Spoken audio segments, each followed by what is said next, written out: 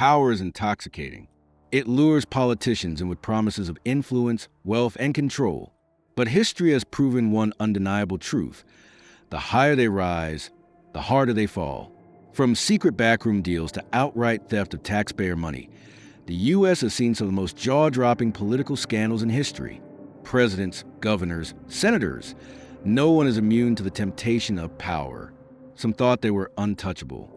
Others believed they could outsmart the system. All of them were wrong. What drives powerful politicians to risk everything? Is it greed, ego, desperation, or do they truly believe they can get away with it? We'll dive into the most shocking cases of corruption in U.S. history, where backstabbing, bribery, and betrayals were the norm. Some of these figures went to prison. Others walked away almost unscathed. But all of them left behind a legacy of scandal. From a Watergate tapes that ended a presidency to a governor caught trying to sell a Senate seat on FBI wiretaps. This is the dark side of American politics. And it's not just ancient history. Corruption is alive and well today. Stay with us as we uncover the shocking truth behind the biggest political scandals in U.S. history and the dramatic downfalls that followed. Because as history has proven, no one stays on top forever. Richard Nixon and the Watergate scandal. The presidency that crumbled. It started with a break-in. 5 men caught inside the Democratic National Committee headquarters at the Watergate complex in Washington, D.C. in 1972. At first, it seemed like just another crime. But when journalists Bob Woodward and Carl Bernstein started digging, they uncovered one of the biggest political scandals in American history. The men weren't ordinary burglars. They were linked to President Richard Nixon's re-election campaign, sent to spy on his political opponents. But the real crime wasn't the break-in, it was the cover-up. Nixon used the full power of the White House to silence witnesses, destroy evidence, and obstruct justice. Then came the bombshell, the secret White House tapes. These recordings captured Nixon discussing the cover-up in his own words. The evidence was undeniable. His presidency was collapsing, facing impeachment and certain removal from office. Nixon did something no other U.S. president had ever done before. He resigned. On August 8, 1974, in a nationally televised speech, he admitted defeat. "I shall resign the presidency effective at noon tomorrow." The nation was stunned. The most powerful man in the world had fallen. Nixon's downfall proved one thing. Even the President of the United States is not above the law. But corruption in American politics didn't end there. In fact, it was just getting started. Boss Tweed, the man who stole New York. Imagine a politician so powerful that he could rig elections, control judges, and steal the modern equivalent of $4 billion. All while pretending to be a man of the people. That was William Boss Tweed, the most corrupt political figure of the 19th century. As a leader of Tammany Hall, New York's Democratic political machine, Tweed didn't just manipulate the system. He was the system. He filled government positions with his loyal followers, demanded bribes for contracts, and created fake companies to funnel taxpayer money into his own pockets. He even helped immigrants gain citizenship, only to force them to vote for his candidates. For years, Tweed was untouchable. He lived in a lavish mansion, wore diamond-studded shirts, and threw extravagant parties while New York City crumbled under his corruption. But his downfall came from an unexpected place, a political cartoonist. Thomas Nast, an artist for Harper's Weekly, exposed Tweed's corruption through brutal cartoons that the public couldn't ignore. Outraged citizens demanded justice. Tweed was arrested, convicted, and died in prison in 1878. He thought he was invincible, but in the end, his own greed destroyed him. And he wouldn't be the last politician to sell America's future for personal gain. Next, we uncovered a scandal that sent a U.S. cabinet member to prison for the first time ever. The Teapot Dome scandal, oil bribes, and the first jail cabinet member. It was supposed to be a routine deal, leasing government oil reserves to private companies. But behind closed doors, millions of dollars in bribes were changing hands. And one man would go down in history as the first U.S. cabinet member to serve prison time for corruption. The year was 1921, and President Warren G. Harding's administration was filled with political cronies. One of them was Albert B. Fall, the Secretary of the Interior, a man willing to sell his influence to the highest bidder.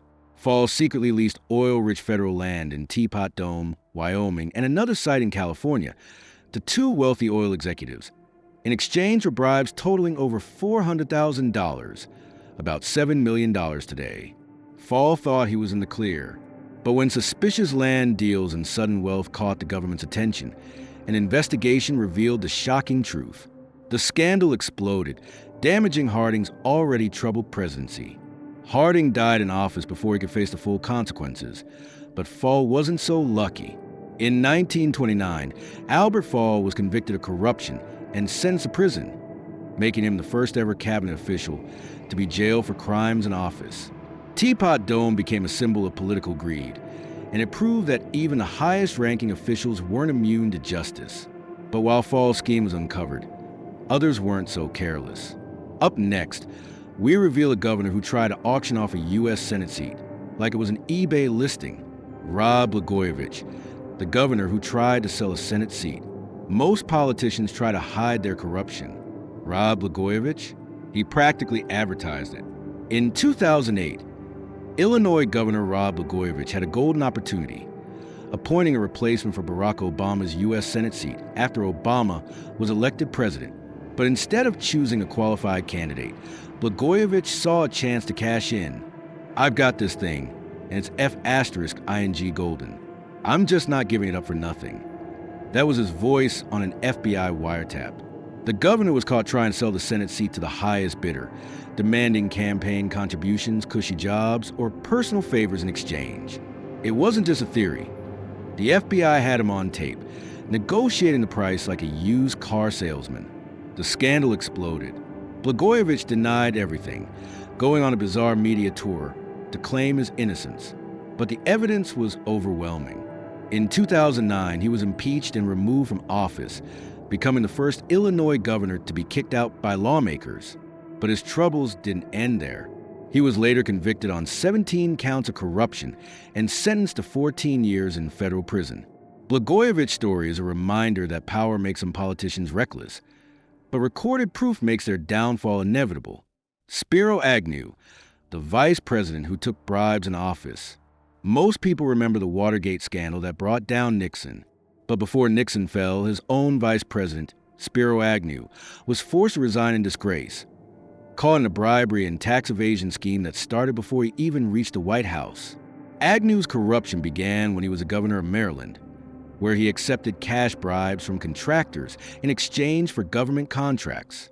But here's the shocking part. He continued taking bribes while serving as vice president. Contractors literally hand-delivered envelopes full of cash to his White House office. As the Watergate investigation intensified, federal prosecutors uncovered Agnew's corruption.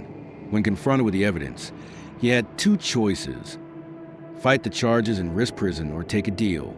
He chose the latter. On October 10, 1973, Agnew resigned, becoming only the second vice president in U.S. history to step down. He pleaded no contest to tax evasion and avoided prison, but his political career was over.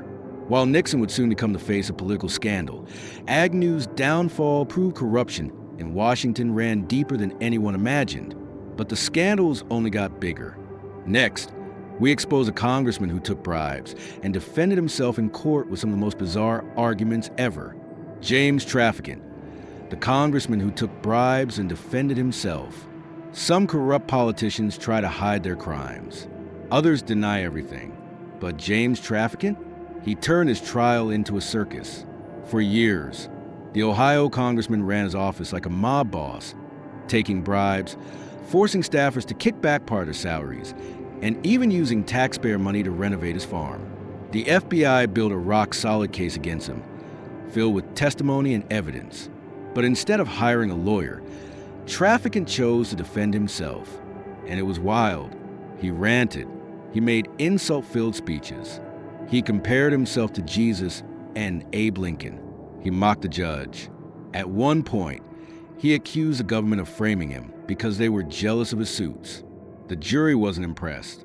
In 2002, Traficant was convicted on 10 counts of corruption, racketeering, and bribery.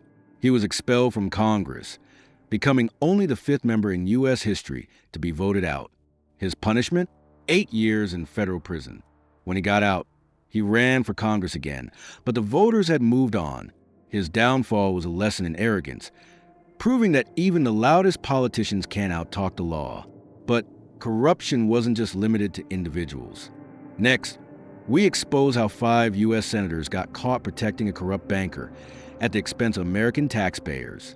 The Keating Five senators for sale. When a wealthy banker can buy influence from 5 U.S. senators, the cost isn't just scandal, it's billions in taxpayer losses. In the 1980s, Charles Keating was a powerful businessman, running Lincoln Savings and Loan. His company was making risky, fraudulent investments, putting thousands of people's life savings at risk. But when regulators started investigating him, he had a plan. Call in favors from 5 senators he had heavily donated to.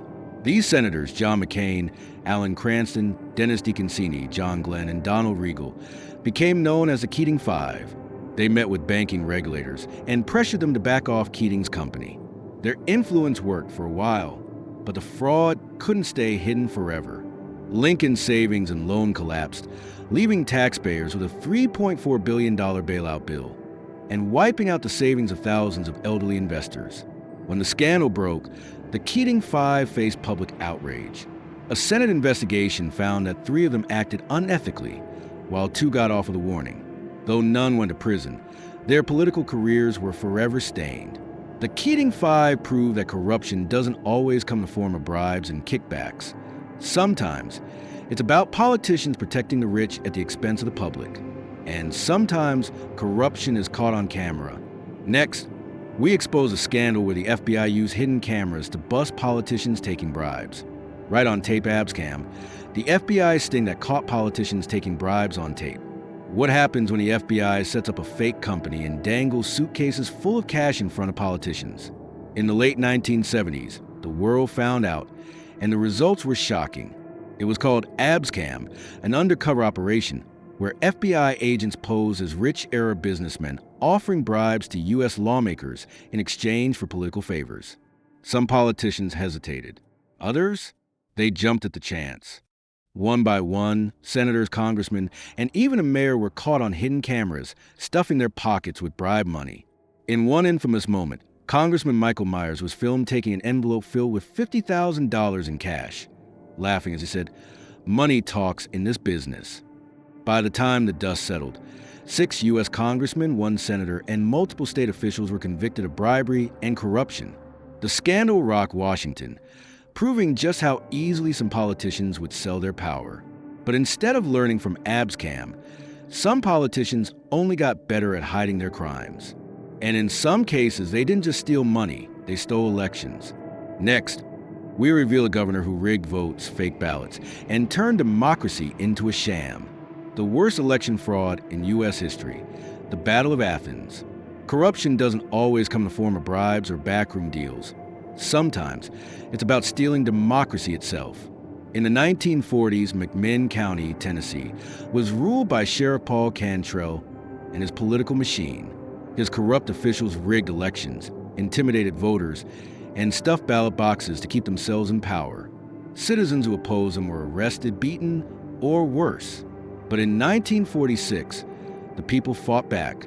Hundreds of World War II veterans returned home, only to find their town under control of corrupt politicians. When another rigged election took place, where Cantrell's men seized ballot boxes to count them in secret, the veterans had had enough. Armed with rifles and military training, they stormed the local jail, where corrupt officials were hiding the ballots. A shootout erupted as gunfire lit up the night. Hours later, the veterans finally overpowered the sheriff's forces, took control of the ballots, and exposed the fraud. The next morning, the real election results were announced, and democracy was restored. The Battle of Athens is one of the few times in U.S. history where corruption was literally fought with bullets. But some politicians don't just steal elections. They steal from the entire country. Next, we expose a shocking story of one of the biggest financial frauds ever committed by an American mayor. The fall of Kwame Kilpatrick, the mayor who robbed Detroit. A mayor is supposed to serve the people.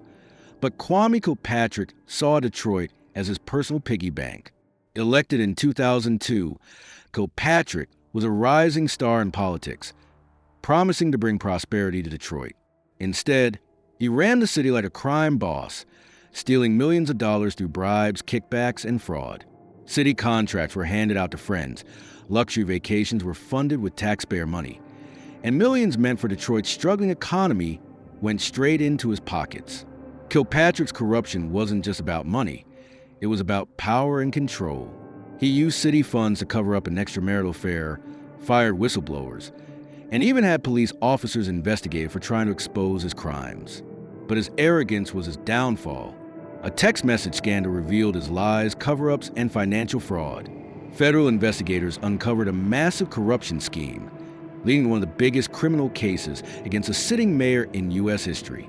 In 2013, Kilpatrick was convicted on 24 counts of corruption and sentenced to 28 years in prison, one of the longest sentences ever given to a U.S. politician for public corruption. His story is a warning. Even the most powerful politicians can't outrun justice forever. The legacy of corruption. From Boss Tweed's stolen millions to Kwame Kilpatrick's downfall, corruption in American politics isn't a new story. It's a repeating cycle. Bribes, fraud, election rigging, and abuse of power have infected every level of government, from small-town mayors to the White House itself. And yet, history shows us one undeniable truth. Corruption always comes with a price. Some politicians get away with it for years, living in mansions, flying on private jets, and believing they are untouchable. But eventually, whistleblowers come forward, scandals unravel, and justice catches up. Whether it's through prison sentences, public disgrace, or even armed rebellion like the Battle of Athens, corruption always meets a reckoning. But the bigger question is, have we learned anything? Even today, new scandals emerge, proving that political greed never truly disappears. It just evolves. But the power to hold politicians accountable isn't just in the hands of prosecutors or journalists. It's in the hands of the people. The real downfall of corruption happens when the public refuses to ignore it. Because if history has taught us anything, it's this: corrupt politicians may rise, but in the end, they always fall.